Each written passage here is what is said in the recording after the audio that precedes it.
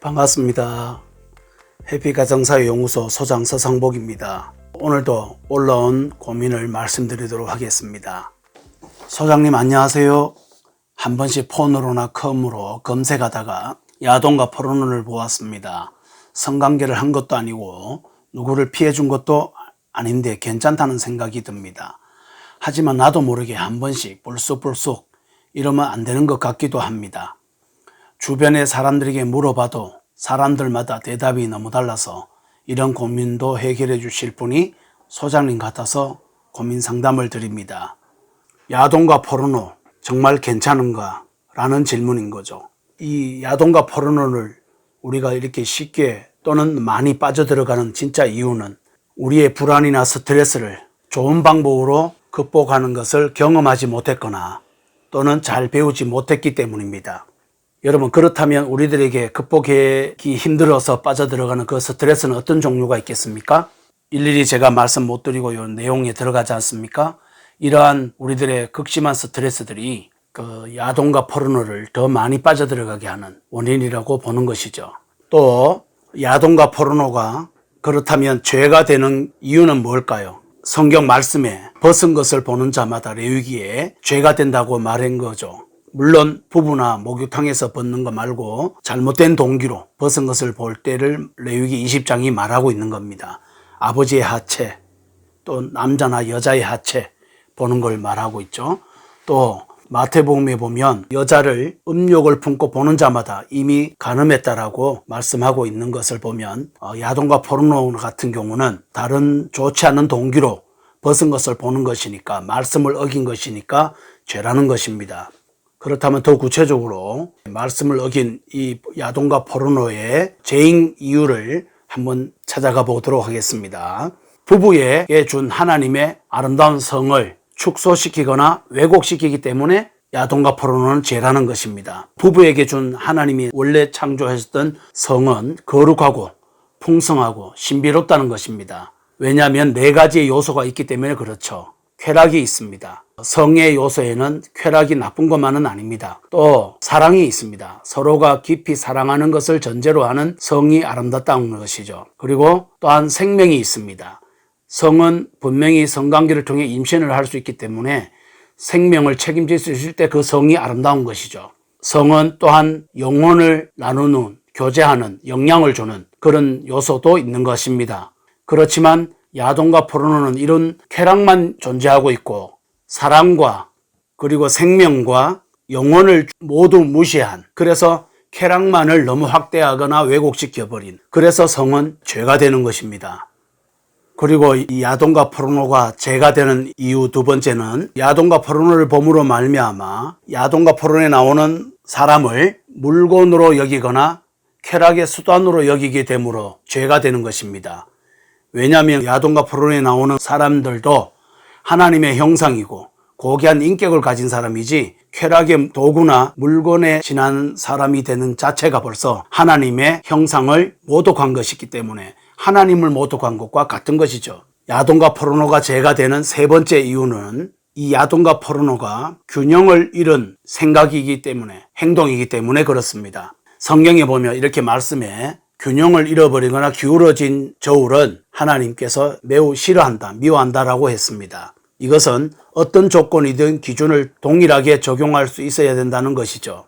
제가 강의를 가서 물어봤습니다. 중고등학교에 한 번씩 성교육 강의를 가거든요. 여러분의 가족을 벗은 것을 누가 찍어서, 이렇게 친구라든가 누가 찍어서 이것을 마치 야동과 포르노처럼 보게 되면 여러분은 그것을 용납할 거냐 물었습니다. 중고등학생들의 대부분들이 가만두지 않겠다, 죽이겠다, 이렇게 아이들이 흥분하는 걸 봤습니다. 두 가지 다른 질문을 또 두 번째로 들어봤어요. 그렇다면 여러분들이 보는 포르노나 야동에 나오는 그 사람도 누군가의 가족이 아니겠습니까? 그렇다면 여러분은 자기는 야동과 포르노에 관심이 있고 재미가 있어서 보는 거고, 다른 사람이 자기 가족을 보면 죽이고 싶다, 보복하고 싶다, 어떻게 그럴 수 있냐, 가만두지 않겠다 라고 하는 것은 기준이 서로 다르지 않습니까? 했을 때 대부분이 인정을 하더라고요. 여러분, 그렇습니다. 이렇게 기울어진 추는 죄인 것입니다. 결국 이것이 내로남불 아닙니까? 그리고 세 번째, 야동과 포르노를 보지 않으려면 어떻게 하란 말이냐 라는 대안을 제가 말씀드리고 싶습니다. 음란물 차단 앱을 깔아서 근원적으로 음란물을 차단하자라고 말씀드리고 싶습니다. 음란물 차단 앱은 네이버나 다음이나 구글이나 이런 데 검색해 보면 다양한 프로그램들이 많이 나와 있습니다. PC 전용도 있고 스마트폰 전용도 있거든요. 그렇게 여기 몇 가지 추천하는 것은 밑에 또 이렇게 띄워봤습니다. 그리고 적극적으로 할 일을 하자. 대표적인 게 정기적으로 운동을 하고 공부를 열심히 하고 예배를 드리고 문화생활을 하고 적극적으로 할 일을 함으로 통해서 음란한 야동이나 동영상을 또 포르노를 보지 않을 수 있다는 것입니다. 저녁에 일찍 잠을 자자는 겁니다. 10시나 11시 정도는, 늦어도 11시에. 왜 그러냐 하면은 이 포르노나 야동을 보는 시간이 대체적으로 주로 밤 11시에서 새벽 3시 사이가 가장 많은 편이라고 합니다. 따라서 그 시간에 잠을 자면 얼마나 잠도 깊이 들어서 피곤도 풀리고 다음날 집중력도 높아지고 야동과 포르노도 보지 않아서 좋고 밤에 일찍 잠이 들려면 반드시 낮에 졸지 않아야 합니다. 자지 말고 낮에 활동을 적극적으로 해야 됩니다. 잠들기 2시간 전에 폰을 보면 안 됩니다. 왜냐하면 스마트폰을 본다든가 만진다든가 이렇게 했을 때 거기에 전자파가 1m 안에 영향을 주는데 여기 이마 뒤에 있는 이 전두엽이 영향을 받아서 자극이 되고 각성이 되어서 결국 저녁에 잠이 잘 안 온다든가 잠이 들어도 수면의 질이 떨어지는 그런 일이 벌어지는 것이죠.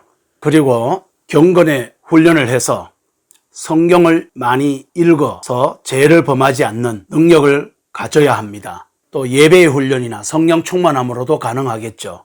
그리고 스트레스 해소를 야동이나 포르노만으로 아니고 건강한 운동이나 또는 문화생활이나 또는 여러 가지 명상이나 기도나 또 친구와의 만남이나 여러 가지를 통해서 건강하게 스트레스를 푸는 법을 배우시면 또 실천하시면 야동과 포르노를 막을 수 있는 것이 아니겠습니까? 여러분, 마무리를 하기 전에 다윗의 예를 한번 들어보겠습니다. 다윗이 밧세바를 범하는 음란한 죄를 짓기 전에 이스라엘 백성들이 전쟁터에 갔을 때 따라가지 아니하고 낮에 낮잠을 잤다고 되어 있습니다. 저녁쯤에 침대에서 일어났다라고 성경은 그렇게 고발하고 있는 것입니다. 다윗이 어떻게 저녁에 잠을 자야 되지 저녁에 일어납니까? 그것은 아마 간밤에 거의 앉았다는 것이고 또 낮에 무엇인가를 해야 될 시간에 잠을 잤다는 것입니다. 결국은 다윗은 저녁에 일어났으니까 백성들이 전쟁 중에 있으니까 승패가 걱정도 될 것이고 같이 가지도 못하고 기도하지도 않았으니 죄책감이 들어서 불안했을 것을 틀림없는 것입니다.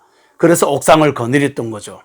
그러다가 이것을 빨리 극복하려는 야동과 포르노의 또 음란의 특징을 따라 밧세바가 담 너머에 옷을 벗고 있는 것을 보고 간음의 죄를 범하게 됐다는 것을 여러분 아시면 좋을 것 같습니다.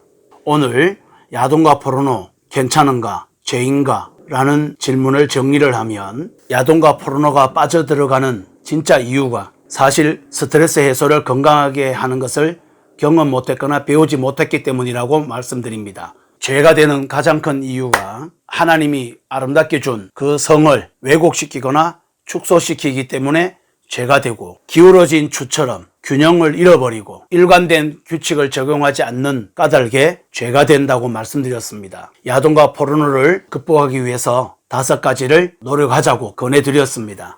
여러 사람 있을 때 자신보다 혼자 있을 때 자신이 진짜 자기입니다. 혼자 있는 여러분은 누구이십니까? 야동과 포르노에서 자유하시고 잘 다스리고 안 하는 수준이 아니라 좋은 일을 적극하는 성숙한 여러분이 되시기를 바랍니다. 이상 해피가정사회연구소 서상보 소장이었습니다. 잘 들어주셔서 감사합니다.